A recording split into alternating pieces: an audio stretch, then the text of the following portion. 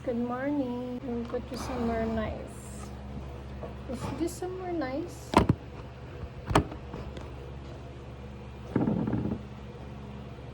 Massage ako ng face. Parang nakakatulong to sa akin para gumalaw naman yung muscle ng mukha ko. Yung exercise ng aking mukha. First day ko nga pala, guys. First day. Kaya naman, papakita ko sa inyo. At tada! Look at that. Pasa. Baka nakikita ko ng kapitbahay. Sabihin ng weird. Tada! Look, laki niya. Nung isang araw, ano lang siya, masakit lang siya. Tapos maliit lang siya. Tapos, pagising ko kahapon, yun na, gano'n na siya. Tapos ngayon, may period na ako. Tapos, update. Yung last video ko, yung nanonood ako ng basketball na. I don't think I have work anymore. I'm scared. Kasi, natigil ang trabaho, pero hindi natigil ang bills. Ano pa ba? Nagbabaka sakali ako, nagtatry ako maging active sa TikTok. Yung mga get ready with me ko. Doon. Parang nag-upload din ako dito sa YouTube ng shorts. Tapos, ayun, anything specific. Wala man masyadong update ng mga nakaraan. Ano lang, share ko lang. Nadamay, parang feeling ko hindi ko alam. Parang feeling ko hindi ko alam. Ang gulo, no? Ang weird kasi, ang weird talaga ng mga babae. Ang weird ng hormones kasi talagang hindi ko maiwasan.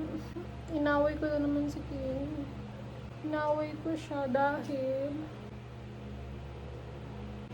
ako ba may kasalanan? Kasi in-invite niya ako manood, tapos biglang na-cancel kasi wala daw akong kasama manood.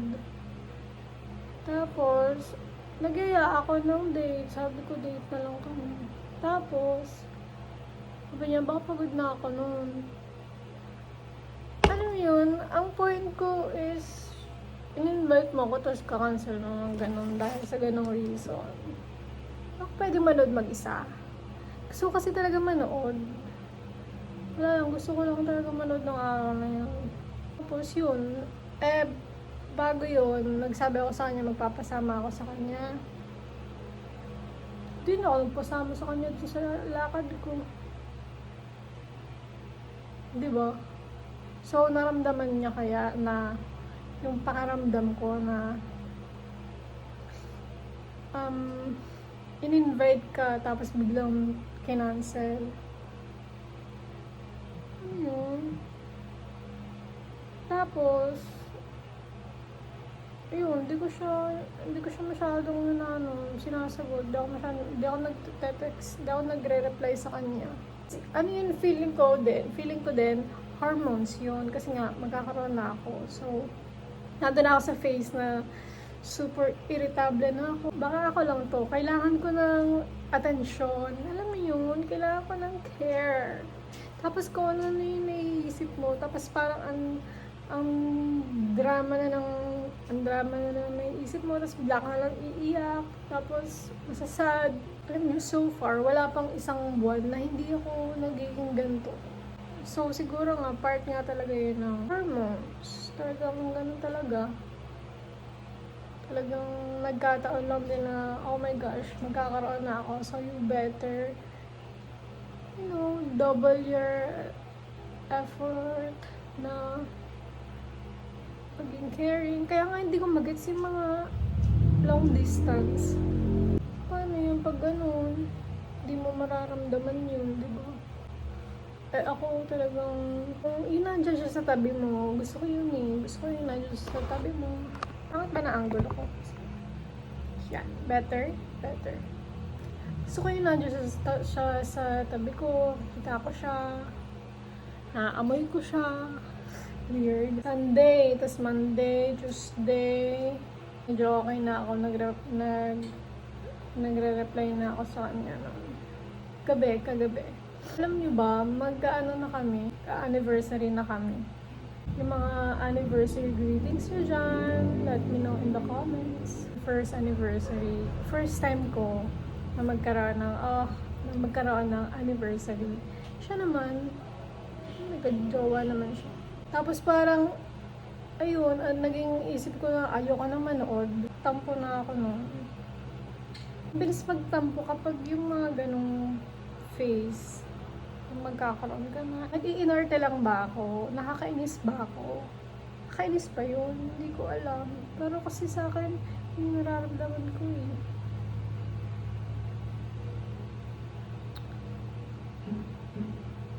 Pero naging okay na ako. Kasi nga yan, first day ko ngayon. So, nakamedyas nga ako. Look. Tada! Pinalipas. Kasi iba yung sakit. Gusto ko yung feeling na mainit. Iinitin yung pa ako. Sakit ng puson ko, gano'n. Ramdam ko na eh. Malas lang niya kasi sabi ko sa kanya, huwag mo kong kalimutan babyhin or maging sweet. Kasi kailangan ko yun. Anyways, ayun, ganto-ganto lang ako. Regalo nga pala to sa akin. Dalawa na yung ganito ko. Pero ito, regalo sa akin yung isa binili ko, green. Tapos ito, binigay sa akin ng kaibigan ko. Ito, ginagamit ko. Massage lang. Hindi ko naman alam kung talagang effective to ha. Pero, gusto ko yung feeling ng, ano yun, parang, gumalaw yung mukha mo, gano'n. Roll mo lang ganyan. Anyways, ayun nga. Yun lang naman yun. Yung point ko ay gusto ko na siya makita. Gusto ko lang siya makasama ng time na yun. Tapos parang ang feeling ko, yung parang ano ako, na-decline, parang ganun. Tsaka alam nyo ba, wala lang, nakita ka lang sa TikTok kanina lang. Kris Jenner, bumata yung mukha. Pero yung 70 na daw siya, 70 daw, tapos talagang parang 31 years old, parang ganito lang yung kanya. Tapos mayroon pa ako nakita sa TikTok, failed, plastic surgery. Grabe, ang gaganda nila bago sila nagpa-plastic surgery, tapos masayang lang yung mukha. Parang ayoko magpa-plastic surgery. Kakatakot eh. Gusto ko lang yung mga facial. Gusto ko yung mga Botox. Ayoko ng Botox. Nakakatakot ang may effect ba yun sa katawan. So, gusto ko lang facials. Ganun. Tapos mga natural remedy, alternatives, moisturize, yung mga ganun. Ganun lang. Kaya maganda nga itong nag-video ko sa YouTube para sabihin natin, in 10 years, makikita ko na, ganun yung skin ko. In 10 years. Para na mga 60 na ako in 10 years. Hindi ko alam kung kailan yung prime era ko. Alam mo yung talagang bugs na bugs ka. Bugs na bugs. Pangat ng term. Nga pala ito, nilalagay ko ito sa freezer. Sa freezer ko talaga siya nilalagay para pag ginanon ko sa mukha ko, malamig. Massage lang. Usually nagaganto ako. Gabi, bago matulog.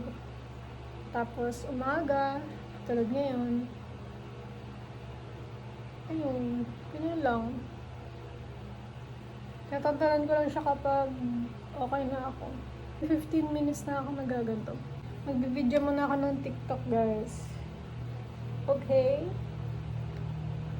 Mamaya update ko kayo ulit. Mamaya tayo magkwentuhan ulit pagkatapos ng mga video sa TikTok. Bye!